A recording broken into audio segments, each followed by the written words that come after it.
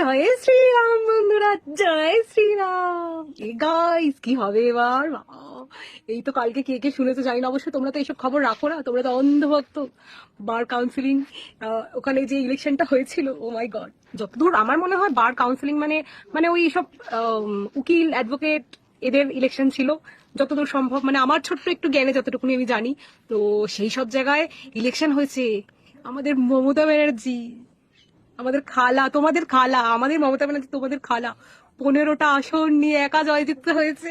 জয় শ্রীরাম, না না, জয় বাংলা, জয় বাংলা, জয় বাংলা, বুঝেছো গাইস? তাহলে বলো কেমন লাগছে তোমাদের?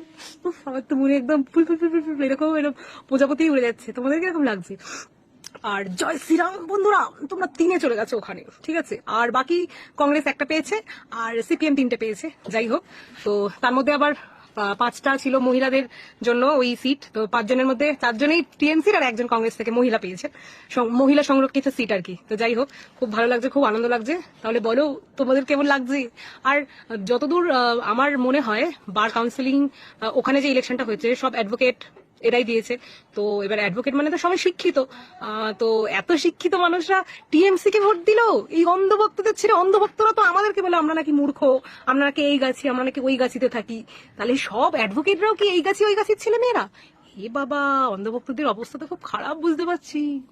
3 মাসেই এই হাল, 100 বছরে কি হবে বন্ধুরা?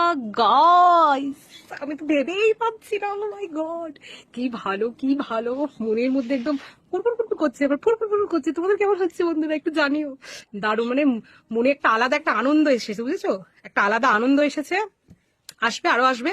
আর যে কাজ করেছে তাকে সবাই চায়, কারণ আমি বলছি আমার খুব ক্লোজ একজন, আমি তারও ওই রেজাল্টটা দেখে খুব খুশি হলাম। একটা টাইমে সেও মানে বিজেপিতে কনভার্ট হয়ে গেছিল, ঠিক আছে? তো মানে তার ছিল কোনো ব্যক্তিত্ব, মানে মানে এর ব্যাপার। তো যাই হোক, সেটাতে আমি যাচ্ছি না। তো একটা টাইমে দেখেছেন তাকে বিজেপিতে কনভার্ট হয়ে যেতে, কিন্তু এখন দেখছি অনেক জায়গায় অনেক এরকম ভিডিওতে সে কমেন্ট করছে আবার দিদিকে চাই, আবার দিদিকে চাই, দিদিকেই চাই। তাহলে দিদি সেই কাজটা করে গেছে বলেই বলে না যে দাঁত থাকতে দাঁতের মর্ম মানুষ বোঝে না। এই যে আমার দাঁত নিয়েও তো তোমরা অনেক কিছু বলো না, যেমনই হোক আমার কাছে সুন্দর, ফাঁকা হোক, গোটা হোক, ভাঙা হোক, চোরা হোক, এই দাঁতের জন্য আমি অনেক খরচ করি, বুঝেছো? নিজের গায়ের রক্ত জল করে ঘাম বানিয়ে ফেলে ওই খাটনির টাকা নিয়ে আমি ডেন্টিস্টের কাছে যাই এই দাঁতটাকে সুন্দর রাখবো বলে। তোমাদের মতো না, কে ভিডিও করলো তার পেছনে কি কামড় খাবো, কে নাচ করছে তার পেছনে লাগবো, কে ছবি দিচ্ছে তাকে এই গাছের মাসি ওই গাছের মাসি বলবো, না না। আমি নিজের লাইফেই ব্যস্ত বন্ধুরা।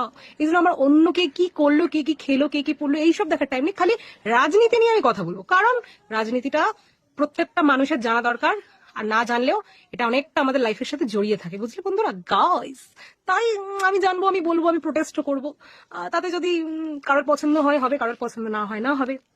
কিন্তু যাই হোক, এই ইলেকশনের এরকম রেজাল্ট, এই টিএমসি ঝান্ডা ধরার লোক থাকবে না। টিএমসি ঝান্ডা ধরা, আরে টিএমসি 15টা সিট পেয়ে গেল, কি করে হয়? আবার 2 দিন আগে একটা আস্থা ভোটে দেখলাম কোথায় একটা টিএমসি জয়যুক্ত হয়েছে। উফ, কি বলবো বন্ধুরা, গাইস। না না, বিজেপি সরকারকে ধন্যবাদ, তারা এসেছেন, তারা লুটুক, তারা লুটতেই এসেছেন, এমনিতে তো হচ্ছিল না।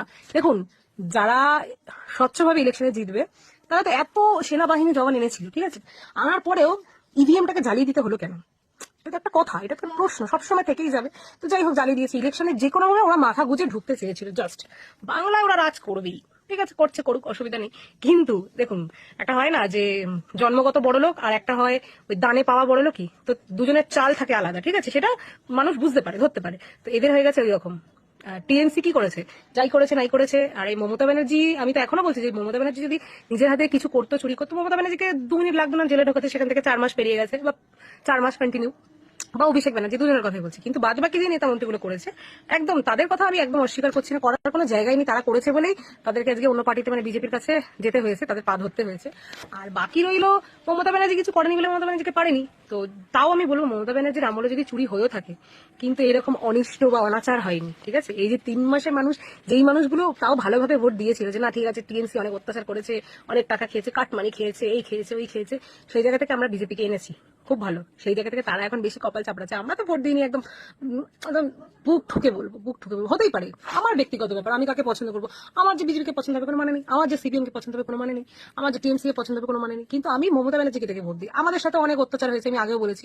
এই টিএমসির নেতা মন্ত্রীরাই করেছে, ঠিক আছে? আমাদের আশেপাশে তো অনেক কিছু করেছে, কিন্তু আমরা একটা মানুষকে ভালোবাসি। সেটা হলো মমতা ব্যানার্জি। তার মুখ দেখে আমরা এই পার্টিটাকে ভালোবেসেছি। আর হয়তো চিনিয়ে ওনাকে দেখি বা ওনার নামে, ওনার সততার জন্য। হ্যাঁ, উনি রাগী হতে পারে, উনি মুখে দুটো বাজে কথা বলে দিতে পারে, কিন্তু ওরকম না। উনি একটা মানুষের পক্ষে সবার কাছে ভালো হওয়া সম্ভব না। তাই কার কাছে ভালো কার কাছে মন্দ আমার জেনে লাভ নেই, আমার কাছে ভালো। আর আমি ওনাকে দেখেই আমরা সবাই ওনাকে ভোট দিই। তো যাই হোক, ব্যাপারটা হলো এই। তো ওনার প্রতি যে ভালোবাসাটা, ওটা আরো উনি হেরে যাওয়ার পর আরো বেড়ে গেছে, আরো বাড়বে। মানুষ বলেন হারকে জিতনে ভালো কো বাজিগার খেতে হয়। উনি এখন আমাদের চোখে বাজিগার। ওনাকে ওনার জায়গা ফিরিয়ে দেবো, যেরকম ভাবেই হোক, যেরকম ভাবে হোক, মানে কি আমরা আমাদের ভালো কাজ করবো। আর বাকি হলো অন্ধ ভক্তদের কথা। তোমরা তো মাথা গুতিয়ে ঢুকেছো, এখন কত দিদি বাবা, আমার টাক বেরিয়ে যাচ্ছে দেখো বন্ধুরা। ইস, দেখো দেখো, এখানে একটু গোবর লেপতে হবে, বুঝেছো? তাহলে যদি একটু চুল বেরায়। এই না, গোবর টোবর আমি আবার লেপতে পারবো না। যাই হোক, মাথা গুজে এরকম ভাবে ঢুকেছে। তো এখন এবার চেষ্টা করছে, একে ঠেলছে ওকে ঠেলছে, ঠিক করে দাঁড়ানো। কিন্তু কতদিন দাঁড়িয়ে থাকতে পারবে? দুদিকে পিছনে স্যান্ডউইচ হয়ে যায়। চলো আসি বন্ধুরা, গাইজ, খুব ভালো খবর। ও হো হো, দারুণ। মনটা একদম কি প্রতিফুলত হয়ে গেছে, প্রতিফুলত। আমি না এত বাংলা টাংলা ভালো বলতে পারি না, আমি একটু চলতি ভাষায় বলি তো বন্ধুরা। বাই।